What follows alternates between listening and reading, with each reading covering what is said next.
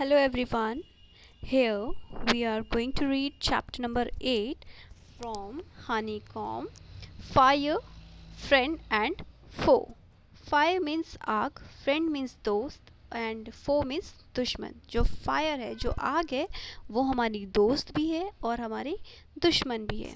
So before starting the chapter here it is given before you read. So fire is both useful and dangerous. जो आग है वो useful भी है and खतरनाक भी है. What is fire? आग क्या है? How did we discover it? हम इसको कैसे खोज सकते हैं? How did we control it? और इस पर कंट्रोल कैसे पाया जा सकता है? Early man didn't know what fire was. पहले के लोगों को ये पता नहीं था कि फायर की आग क्या है. But he must have seen the damage it could cause. लेकिन लोगों ने देखा था कि आग से क्या क्या नुकसान हो सकते हैं. He must have watched lightning and volcanoes long before he begin to use fire himself. आग इस्तेमाल करने से पहले उन सब ने ये देखा था कि लाइटनिंग और वॉल्केनोज कितने बड़े बड़े होते हैं. उन्होंने बहुत पहले ये सब देखा था कि कैसे उनमें से आग धधकती है. Fire was powerful. आग जो है वो बहुत ही ताकतवर है एंड खतरनाक भी है. And he was frightened and वह मनुष्य जो था वो डरता भी था आग से. फायर में हैव पजल्ड अर्ली मैन. लोगों को क्या कर देती थी आग? पजल भी कर देती थी. But we now know that fire is the result of a chemical reaction. लेकिन अब के लोगों को ये पता है कि जो आग है वो एक केमिकल रिएक्शन है. कैसे? When the oxygen. आग कैसे जलती है? When the oxygen in the air combines with carbon and hydrogen in a fuel, a chemical reaction takes place. अगर आपने देखा हो, कई बार आप एक एक्सपेरिमेंट भी करते हैं कैंडल लेके. आपने देखा होगा, आप कैंडल जलाते हैं, ठीक है. जब आप कैंडल जलाते हैं तो आग जल जाती है. लेकिन अगर उसी कैंडल पर आप एक गिलास रख दो, यानी कि आप एक ग्लास रख दो, तो उसकी हवा जो है वो क्या हो जाती है? उसी में पैक हो जाती है, जिसकी वजह से उसमें कार्बन डाइऑक्साइड प्रोड्यूस होता है और उसको ऑक्सीजन नहीं मिल पाता, उसको एयर नहीं मिल पाती, और जिसकी वजह से वो कैंडल क्या हो जाती है? बुझ जाती है ना. तो यानी कि आग को जलाने के लिए आपको ऑक्सीजन की ज़रूरत पड़ती है, जिसके साथ हवा मिलती है, एंड तब जाके उसमें क्या कार्बन और हाइड्रोजन से वो जो फ्यूल उसको मिलता है, उससे जाकर वो आग जल जाती है. तो इससे पता चलता है कि जो आग है वो एक केमिकल रिएक्शन है. Energy in the form of heat. एक तरह की एनर्जी है in the form of heat and light is released in this process. और इस प्रोसेस में लाइट भी रिलीज होती है. This is what we call fire, और इसी को हम आग कहते हैं. ठीक है. 3 things are needed to make fire. 3 चीज़ों की ज़रूरत पड़ती है आग जलाने के लिए. Fuel, oxygen and heat. क्या ज़रूरत पड़ता है? Fuel, oxygen and heat. ये 3 चीज़ों की हमें ज़रूरत होती है आग जलाने के लिए. अगर ये तीनों में से कोई एक भी चीज़ मिसिंग होगी तो आग नहीं जल पाएगी. Wood, coal, cooking gas and petrol are some examples of fuel. Fuel के आपको एग्जाम्पल्स दिए हैं उन्होंने. क्या दिया है? वुड, कोल, है ना, कुकिंग गैस एंड पेट्रोल. ठीक है. ये सम थिंग्स आपको गिवन है कि फ्यूल के अंदर ये सब चीज़ें आती हैं. That is why when you blow on smouldering paper. जब आपने देखा हो स्मॉल्डरिंग का पेपर का मीन्स क्या है? Burning slowly without flame. जब एक कागज़ जल रहा होता है, हल्का हल्का जल रहा, उसमें धुआं और हल्की सी आग होती है, it often burst into flame. तो आपने देखा होगा कई बार वो एकदम बहुत तेज आग पकड़ लेता है. क्यों पकड़ लेता है? The third thing needed to make fire is heat. क्योंकि उसमें क्या उत्पन्न होती है? क्या पैदा हो जाती है? उसमें हीट पैदा होती है, जिसकी वजह से उसमें एकदम से आग जल जाती है. Fuel and oxygen do not make fire by themselves. सिर्फ फ्यूल और ऑक्सीजन ही नहीं काम करते हैं आग जलाने का काम इसके लिए. और एल्स अ न्यूज़पेपर और a stick lying in the open would catch fire on its own. एक हवा की भी ज़रूरत होती है उसमें. एयर की भी ज़रूरत होती है, तभी जाकर आग जलती है। To burn a piece of paper और वुड, एक कागज़ को जलाने के लिए और एक लकड़ी को जलाने के लिए। We heat it before it catches fire, इन दोनों को जलाने के लिए सबसे पहले इनमें क्या प्रोड्यूस करना पड़ता है, हमें हीट प्रोड्यूस करना पड़ता है। क्या प्रोड्यूस करना पड़ता है, heat. We generally do it with a lighted match, और जनरली हम किससे करते हैं ये काम, माचिस से काम करते हैं। Every fuel has a particular temperature, और हर फ्यूल का अपना एक पर्टिकुलर टेम्परेचर फिक्स होता है। At which it begins to burn, और जब तक वो उस टेम्परेचर पर पहुंच नहीं पाता फ्यूल, तब तक आग नहीं जलती है, क्योंकि उन फ्यूल्स का अपना एक टेम्परेचर होता है। This temperature is called the flash point, और इस टेम्परेचर को हम क्या बोलते हैं, फ्लैश पॉइंट बोलते हैं। और काइंडलिंग टेम्परेचर ऑफ द फ्यूल, और काइंडलिंग टेम्परेचर ऑफ द फ्यूल भी बोलते हैं। It is sometimes said that fire is a good servant but a bad master, कभी कभी ये कहा जाता है कि जो आग है वो एक गुड सर्वेंट भी है और एक बैड मास्टर भी है। It only means that fire is very useful as long as it is kept under control. Fire तब तक ही हमारे यूज़फुल की चीज़ है, जब तब तक ही हमारे काम की चीज़ है, जब तक उसको कंट्रोल में रखा जाए। लेकिन अगर आग हमारे आपे से बाहर हो जाए, अनकंट्रोलेबल हो जाए, तो वो हमारे लिए क्या हो सकती है, एक बैड मास्टर की तरह हो सकती है। For instance we use it to cook, हम इसको किस किस के लिए यूज़ करते हैं, कुकिंग के लिए। वार्म आर होम्स, घर को गर्म करने के लिए सर्दियों में। टू जनरेट इलेक्ट्रिसिटी, इलेक्ट्रिसिटी पैदा करने के लिए। But on the other hand, लेकिन दूसरे ही हाथ, if fire gets out of control, अगर आग हमारे कंट्रोल से बाहर हो जाए, it can be very dangerous, वो बहुत ही खतरनाक हो सकती है। Each year thousands of homes, shops are damaged by fire. हर साल हम सुनते हैं कि आग के कारण कई घर, कई दुकानें, कई फैक्ट्रीज क्या हो चुकी हैं, जल चुकी है। आए दिन हम सुनते भी रहते हैं न्यूज़ में, अपने लोकल एरिया में, दूसरे जगहों के बारे में भी।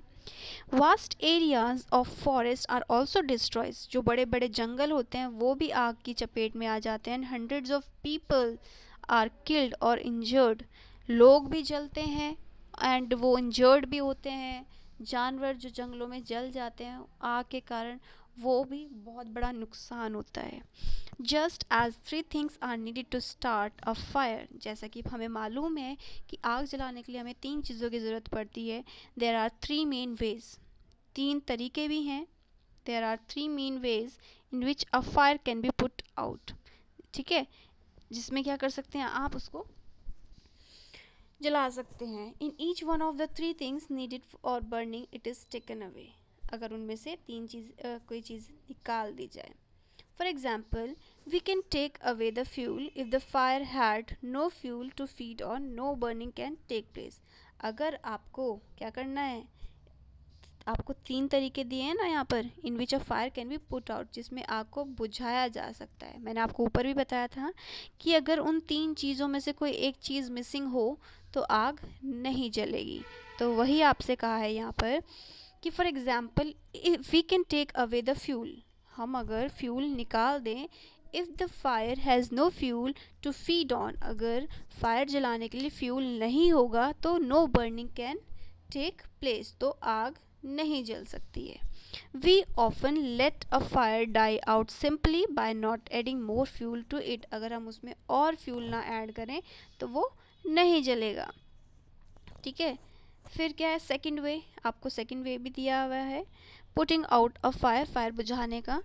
Prevent oxygen from reaching it, अगर हम उस आग के पास, जहाँ हम आग जलाना चाहते हैं उसके पास हम ऑक्सीजन ना पहुँचाएं, ऑक्सीजन की रीच ना हो वहाँ पर, no supply of oxygen means no fire, अगर ऑक्सीजन नहीं होगा तो आग नहीं जलेगी।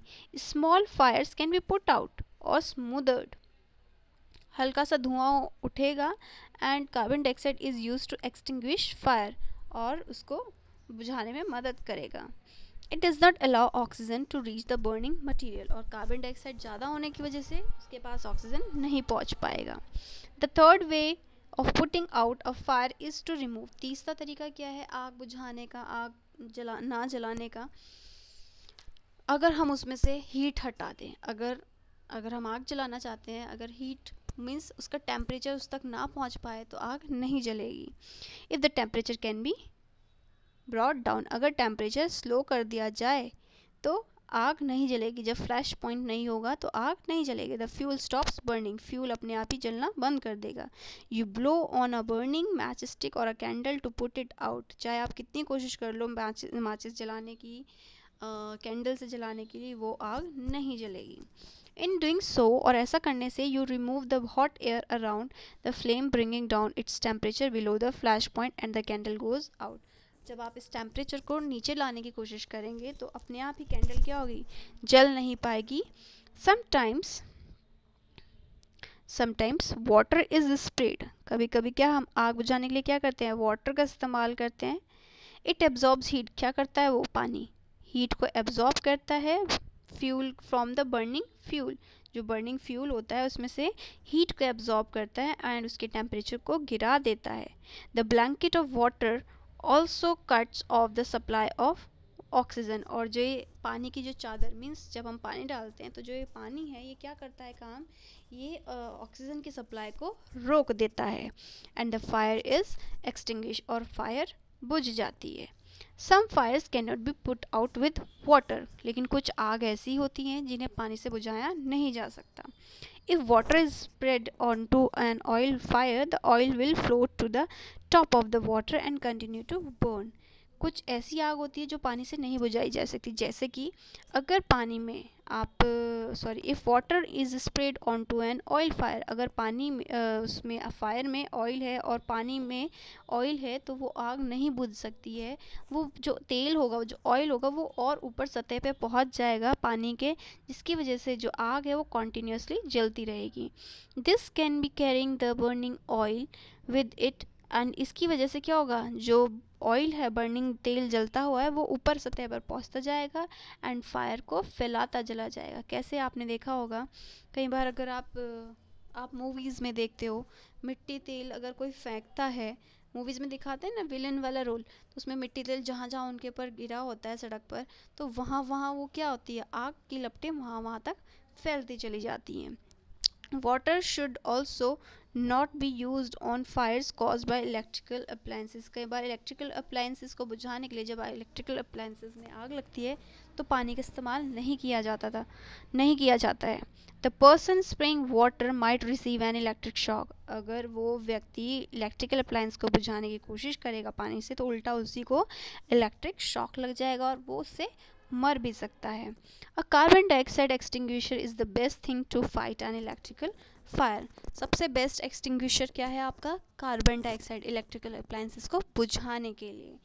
उससे ईजिली आपकी इलेक्ट्रिकल फायर जो होती हैं वो बुझ जाती है। अपने स्कूल्स में, बड़े बड़े हॉस्पिटल्स में, शॉपिंग मॉल्स, इन सब में आपने फायर एक्सटिंग्विशर देखा होगा, उसके अंदर क्या होता है, कार्बन डाइऑक्साइड, तो उसकी वजह से ही वो आग बुझाई जाती है। We spend millions of rupees each year in fighting fires. Fire fighters होते हैं ना, आग बुझाने वाले, उनके ऊपर मिलियन ऑफ रुपीज़ खर्च किया जाता है हर साल। And we spend more trying to find new ways of preventing fires from happening and getting out of control. और अभी भी क्या किया जा रहा है, बहुत पैसा खर्च किया जा रहा है इन सब से, आग से बचने के लिए, इसके उपाय ढूंढने के लिए कि कैसे और तरीके निकाले जाएं कि आग को कंट्रोल में किया जाए।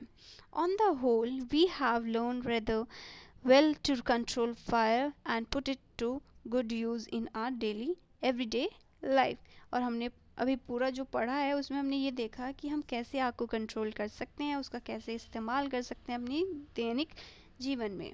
Long ago there were no fireman, पुराने समय में फायरमैन्स नहीं हुआ करते थे।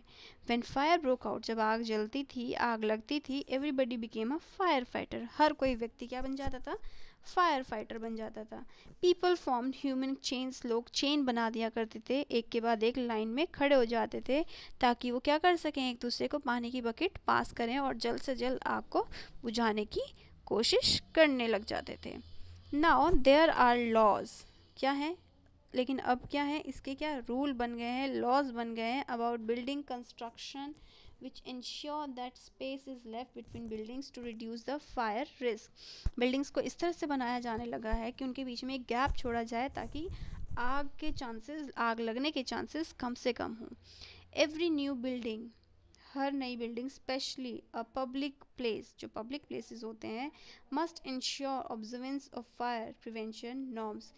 इसके नॉर्म्स रखे जाते हैं ताकि कोई दिक्कत ना आए, आग से बचने की कोशिश की जा सके. Bands of fire fighting workers with special equipments, जो फायर फाइटर्स हैं उनके स्पेशल इक्विपमेंट्स दिए गए हैं उन्हें, नोन एज फायर ब्रिगेड्स, इन्हें फायर ब्रिगेड्स भी कहा जाता है, are there to put out fires, और इन्हें आग बुझाने के लिए नौकरी दी जाती है, इनसे आग बुझवाई जाती है. Fire fighters are highly train people, और जो फायर फाइटर्स होते हैं बहुत ही ट्रेनी पीपल होते हैं, इनको ट्रेन किया जाता है अच्छे से.